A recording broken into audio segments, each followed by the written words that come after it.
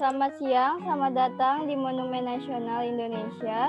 Dengan saya Hanifah Rahmati selaku pemandu wisata. Di sini saya akan mengajak kalian untuk melihat bagaimana keadaan di Monumen Nasional. Berhubung pandemi belum kunjung mereda, kita akan mengadakan perjalanan virtual.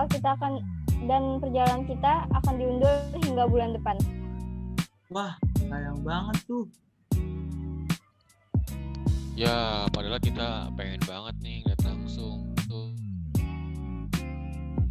Betul juga kata Mugia ya. Padahal seru loh ngelihat keadaan kota Jakarta langsung dari atas Monas. Mohon maaf untuk saat ini belum bisa, teman-teman harus bersabar. Namun jangan khawatir, di sini kami dari Hanifatur tetap akan memberikan layanan berupa informasi perjalanan secara virtual sebelum perjalanan kita dilaksanakan. Wah, bagus juga idenya. Iya nih, pertama kali juga aku ngalamin virtual guide seperti ini. Keren juga kayaknya. Oke, baik. Kalau begitu saya mulai, teman-teman. Selamat siang. Di sini saya akan menjadi virtual tour guide kalian hari ini. Di sini saya akan memandu kalian semua beserta memberi informasi seputar mengenai Monas. Dan untuk nanti ketika pandemi sudah berakhir, selain kita akan ke Monas, kita juga akan mengunjungi Museum Gajah yang lokasinya dekat dengan Monumen Nasional. Wih, keren banget tuh kayaknya. Wah, saya jadi nggak sabar nih ingin lihat Monas secara langsung. Bener banget kok. Jadi gimana? Gak sabar ya kita ngelihat Monas secara langsung. Baik, yang pertama Monumen Nasional atau yang populer disingkat dengan Monas atau Tugu Monas adalah monumen peringatan setinggi 132 meter yang didirikan untuk mengenang perlawanan dan perjuangan rakyat Indonesia untuk merebut kemerdekaan dari pemerintahan kolonial Hindia Belanda. Pembangunan monumen ini dimulai pada tanggal 17 Agustus 1961 di bawah perintah Presiden Soekarno dan dibuka untuk umum pada tanggal 12 Juli 1975. Monumen Nasional terletak tepat di tengah lapangan Medan Merdeka, Jakarta Pusat. Oh, jadi begitu ya Mbak. Di balik kerennya Monas ini terdapat banyak sekali sejarah yang unik untuk didengar. Oh, jadi gitu ya. Saya baru tahu sejarah berdirinya Monas seperti itu. Ngomong-ngomong Mbak, emang bener gak sih di Monas itu terbuat dari emas beneran? Ya, betul sekali. Tugu ini dimahkotai oleh 14,5 ton perak dan 35 kg emas di lapisan luar lidah api yang dilapisi lembaran emas yang melambangkan semangat perjuangan yang menyala-nyala. Oh, begitu. Mbak, kok ada nggak sih sejarah singkatnya mengenai Tugu Monas ini? Tentu saja ada. Jadi setelah pusat pemerintahan Republik Indonesia kembali ke Jakarta, setelah sebelumnya berkedudukan di Yogyakarta pada tahun 1950, menyusul pengakuan kedaulatan Republik Indonesia oleh pemerintah Belanda pada tahun 1949. Presiden Soekarno mulai merencanakan pembangunan sebuah monumen nasional yang setara dengan Menara Eiffel di lapangan tepat di depan Istana Merdeka.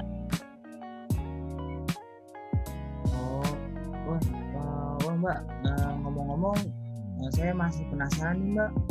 Kalau boleh tahu, apa sih tujuan dari pembuatan Tugu Monas? Pembangunan Tugu Monas ini bertujuan mengenai dan melestarikan perjuangan bangsa Indonesia pada masa revolusi kemerdekaan 1945 agar terus membangkitkan inspirasi dan semangat patriotisme generasi penerus bangsa. keren. Nah, ngomong-ngomong, saya juga pernah baca informasi dari internet kalau jadi tadinya di Monas itu sendiri ada 51 rancangan bentuk menara, tapi cuma satu yang dijadikan sebagai landasan, yaitu buatan dari Frederick Silaban yang memenuhi kriteria untuk menggambarkan karakter bangsa Indonesia yang dapat bertahan selama berabad-abad. Keren. Wah, saya baru tahu tuh kalau ada sejarah seperti itu di balik pembuatan Monas. Ya bener tuh, ternyata sejarah di dalamnya sangat banyak dan menarik untuk didengar. Oke, saya lanjut ya. Di dalam Monas ini juga terdapat ruang kemerdekaan. Ruangan ini menyimpan simbol kenegaraan dan kemerdekaan Republik Indonesia. Kalau boleh tahu, seperti apa aja Mbak yang disimpan di dalam ruangan itu? Saya tahu tuh, saya boleh bantu jawab nggak, Mbak? Boleh, Mas, boleh kalau silakan. mau ditambahin. Jadi di dalam Monas itu sendiri disimpan naskah asli teks proklamasi kemerdekaan Indonesia, dan di sono juga berlapis emas, dan ada lambang negara Indonesia berlapis emas, ada peta kepulauan Indonesia yang berlapis emas juga, dan ada bendera merah putih dan dinding yang bertuliskan naskah proklamasi kemerdekaan Republik Indonesia. Wah, keren banget kamu Yung. Kok bisa tahu sih? Mantap. Jelas dong, hanya rajin baca. Oh iya, kalau kalian lihat bentuk tugu Monas ini seperti sepasang alu dan lesung yang merupakan alat penumbuk padi yang didapati dalam setiap rumah tangga petani tradisional Indonesia. Berarti rancangan bangunan Tugu Monas ini penuh dengan dimensi khas budaya bangsa Indonesia ya? Iya, betul sekali. Oh iya Mbak, itu Tugu Monas apa bisa dinaiki ya? Oh iya, itu dinamakan pelataran puncak dan api kemerdekaan. Untuk ke sana ada sebuah elevator atau lift pada pintu sisi selatan yang akan membawa pengunjung menuju pelataran puncak berukuran 11 x 11 meter di ketinggian 115 meter dari permukaan tanah. Lift ini berkapasitas 11 orang dan sekali angkut. Saya pengen tahu deh, apakah itu ada batasan pengunjungnya untuk naik ke atas seperti 10 orang minimal atau berapa gitu Mbak? Ada informasi sih dari orang yang pernah ke sana juga, Muk. Jadi liftnya itu lumayan gede juga dan muat sekitar 50 orang lah kalau nggak salah. Jadi sekali angkut bisa naik 50 orang dalam satu lift itu. Iya, benar. Dan dari sana pengunjung dapat menikmati pemandangan seluruh kota Jakarta. Seperti gambar berikut ini. Wah. Oh iya, pas ngebangun Monas apa ada kendala nggak ya? Oh iya benar tuh, pasti ada nggak sih? Seharusnya ada dong. Masuk akal juga ya. Setiap pembangunan biasanya kan pasti ada kendala juga tuh. Betul. Nah, kayaknya juga Monas pernah kena kendala juga. Kalau nggak salah kendala biaya ya. Oh, anggaran biaya kenapa ya? Kalau boleh tahu. Iya, jadi rancangan yang diajukan oleh Fasilaban menggunakan biaya yang sangat besar dan tidak mampu ditanggung oleh anggaran negara karena ekonomi pada saat itu cukup buruk. Oh, jadi gitu. Jadi Pak Silaban sendiri yang menyarankan pembangunan Monas ditunda sampai ekonomi Indonesia itu membaik. Ya, betul sekali. Oke. Oh gitu. Untung aja pembangunan tetap jadi dijalankan ya. Betul juga ya.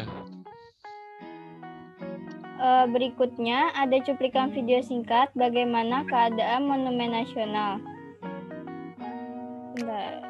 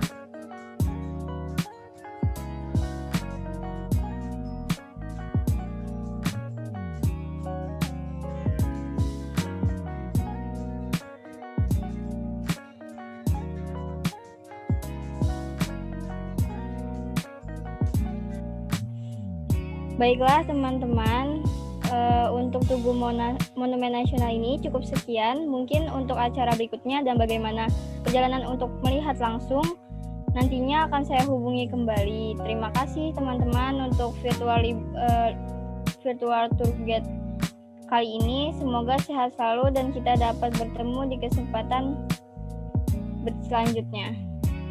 Baik Mbak, terima kasih. Waduh, makasih banget nih Mbak udah memandu kita dalam virtual tour guide kali ini. Mudah-mudahan kita sehat selalu dan bisa melanjutkan perjalanan kita. Amin, amin. Terima kasih ya Mbak sekali lagi. Sama-sama semuanya, saya selaku pemandu wisata Monas izin undur diri dan mengakhiri pertemuan kali ini. Terima kasih. Terima kasih. Sama-sama.